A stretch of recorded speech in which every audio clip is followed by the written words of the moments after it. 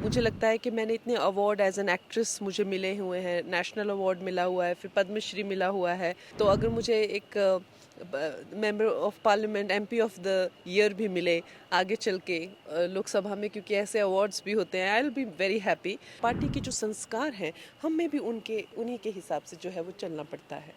Bollywood actress Himachal Pradesh की मंडी Lok Sabha seat से भाजपा उम्मीदवार कंगना रनौत अपने बयानों से अक्सर चर्चा में रहती है। अपनी चुनावी रैलियों में वह विपक्ष पर जमकर गरजती दिखती है। इस बार उन्होंने चुनाव जीतने से पहले ही अवार्ड से लेकर मंत्री पद अपने दो बड़ी महत्वाकांक्षाओं को जाहिर कर दिया है।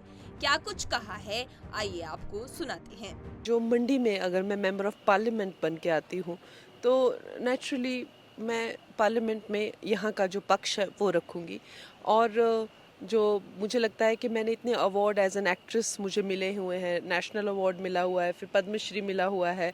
तो अगर मुझे एक member of parliament MP of the year भी मिले आगे चल के लोकसभा में, क्योंकि ऐसे अवार्ड्स भी होते हैं, I will be very happy. बाकी फिल्म इंडस्ट्री को लेकर अगर कल को मुझे और कोई रोल मिलता है, कोई मिनिस्ट्री मिलती है या किसी तरह का कोई और रोल मिलता है जो कि पूरे नेशनल लेवल पे हो, तब हम सोच सकते हैं। लेकिन अभी तो सिर्फ मंडी की ही और उसके ही विकास की बात की जा सकती है। प्रोजेक्ट्स तो मेरे बहुत सारे अभी हैं, क्योंकि आप जानते हैं कि एक इमरजेंसी आने को है मेरी फिल्म।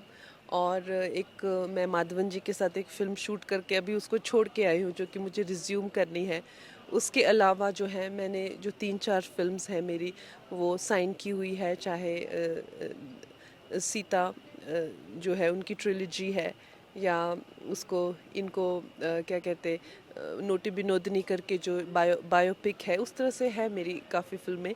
लेकिन अब जैसे आपने कहा कि ये रोल मेरे लिए ये भी महत्वपूर्ण है। कंगना ने कहा कि मुझे लगता है कि मुझे एक अभिनेत्री के तौर पर जो इतने सारे पुरस्कार मिले हैं, चाहे वह राष्ट्रीय पुरस्कार हो या फिर पद्मश्री, अगर आने वाले समय में मुझे एमपी ऑफ द ईयर का पुरस्कार मिलेगा तो मुझे बहुत खुशी होगी। उन्होंने कहा कि आगे चलकर मुझे कोई मिनिस्ट्री या नेशनल लेवल पर कोई बड़ा रोल मिलता है तो हम आगे के रोल पर सोच सकते हैं, लेकिन अभी तक हम केवल मंडी के विकास पर ही बात करते हैं।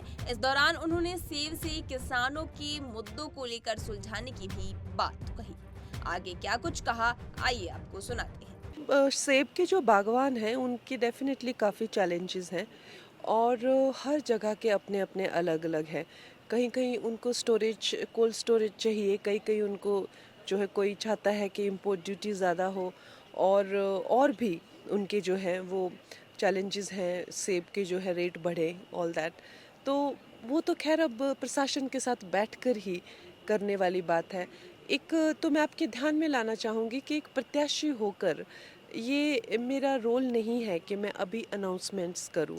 और ऊपर से हमें एक स्ट्रिक्ट इंस्ट्रक्शंस भी आए होते हैं कि आपने जो है कोई भी कमिटमेंट्स अपने हिसाब से नहीं करने हैं, क्योंकि बड़े ही naturally there are all very detail things. और हमारी जो खासकर जो हमारी पार्टी है, उसमें जो मोदी की जो गारंटी है वो बहुत ही ज़्यादा सीरियसली ली जाती है। बाकी तो मुझे नहीं लगता बाकी पार्टीज़ की ऐसी प्रोटोकॉल्स होती हैं, हमारी बहुत स्ट्रिक्ट प्रोटोकॉल्स है। ऐसा नहीं कुछ भी अंट-संट बोलते जा रहे चुनाव जीतने के लिए, नहीं। आप अपना चाहे 2 ही बातें बोलिए, लेकिन कुछ भी मत बोलिए। अब जैसे उन्होंने इतने सारे गैस कनेक्शन दिए, टॉयलेट्स बनाए, आयुष्मान, उन्होंने थोड़ा ना ये प्रॉमिस करके चुनाव जीते हुए हैं, ये बाद में आई हुई योजनाएं हैं।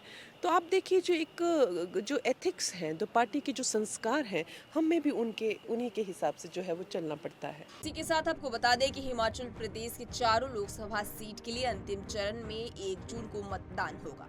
मंडी लोकसभा सीट से 13,77,173 मतदाता मतदान के बाद, जिसमें 6,98,666 पुरुष, 6,78,504 महिलाएं और 3 ट्रांसजेंडर शामिल हैं। इस तरह की तमाम जानकारियों से रूबरू होने के लिए पंजाबकेसरी.com को लाइक, शेयर, सब्सक्राइब करना ना भूलें। धन्यवाद।